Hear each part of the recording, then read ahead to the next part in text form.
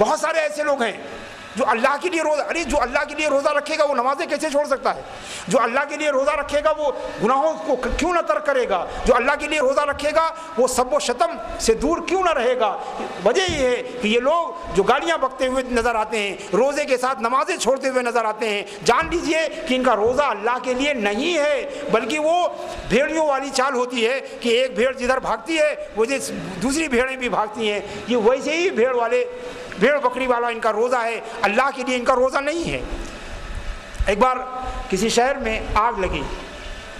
آپ سمجھتے ہیں آگ لگی، اور ایک بڑے سے ملٹی سٹوری بلڈنگ میں آگ لگی اور خطرناک قسم کی آگ لگی۔ لوگوں نے جو ہے فائر بریگیڈ والے کو فون کیا، تھوڑی دیر کے بعد سارن بجاتی ہوئی ایک گاڑی جو ہے آگ بجھانے والی گاڑی جو ہے دمکل کی جو ہے وہ آئی، لوگوں نے اس کے لیے راستہ دیا، مگر وہ گاڑی مکان کے سامنے رکنے کے بجائے اسی جلتے ہوئے مکان میں گھس گئی۔ اتفاق ایسا ہوا کہ اس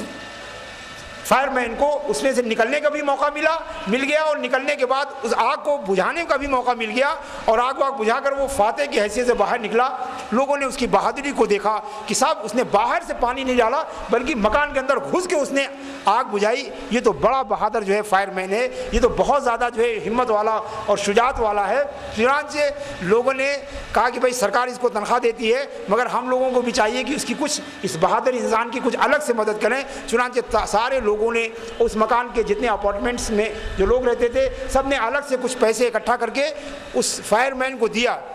اس کے بعد وہاں پر کوئی صحافی تھا، کوئی رپورٹر تھا، اس نے فائر مین سے پوچھ لیا کہ بتائیے کہ آپ نے اتنی بہادری کا کام کیا اور آپ کو یہ انعام ملا ہے، آپ بتائیے ان پیسوں کا آپ کیا کریں گے؟ تو آپ جانتے ہیں اس فائر مین نے کیا کہا صاحب ان پیسوں سے سب سے پہلے تو جا کے میں اپنی گاڑی کی بریک صحیح کراؤں گا، اس لیے کہ آج بچ گیا ضروری نہیں کہ ہمیشہ بچ جاؤں۔ یعنی وہ بہادری نہیں تھی، اس کی گاڑی کے بریک خراب تھے، اس کی وجہ سے وہ مکان کے اندر گھس گیا تھا۔ تو ایسے بہت سارے روزے دار بھی ہمارے یہاں ہیں جو روزہ اپنے ارادے اور اپنے ول پاور سے روزہ نہیں رکھتے، بلکہ ایک بھیڑ کی چال کی طرح سماج میں لوگ روزہ رہنے، بلکہ میں سمجھتا ہوں کہ وہ کھانے والوں سے بھی زیادہ محروم ہے، کہ کھانے والا تو بے روزے دار ہے سمجھے، اور یہ بھوکے رہ کے بھی بے روزے دار ہے، وہ تو کھا پی کے بے روزے دار ہے اور یہ بھوکے رہ کے بھی بے روزے دار ہے۔ نبی کریم صلی اللہ تعالیٰ علیہ وسلم نے فرمایا ہے کہ من ترک الطعام والشراب ولم يترك قول الزور والعمل به ليس لله حاجة ان يصوم او ليس لله حاجة في صومه، کہ جس نے کھانا پینا چھوڑ دیا مگر برے کام کرنا نہیں چھوڑا، بری بات کرنا نہیں چھوڑا، اللہ کو حاجت نہیں ہے کہ وہ کھانا پینا چھوڑے۔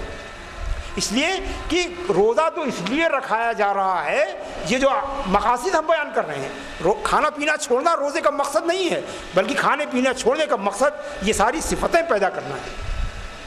اگر یہ صفتیں نہیں پیدا ہوئی اور ہم گالی بک رہے ہیں، ہم برے بات کر رہے ہیں، برے کلام منہ سے نکال رہے ہیں، تو گویا روزے کا مقصد پورا نہیں کر رہے ہیں۔ اور میں نے آپ کو بتایا کہ جو عمل بغیر مقصد ہے کہ ہو، وہ بالکل اس جسم کی طرح ہے جو بغیر روح کے ہو،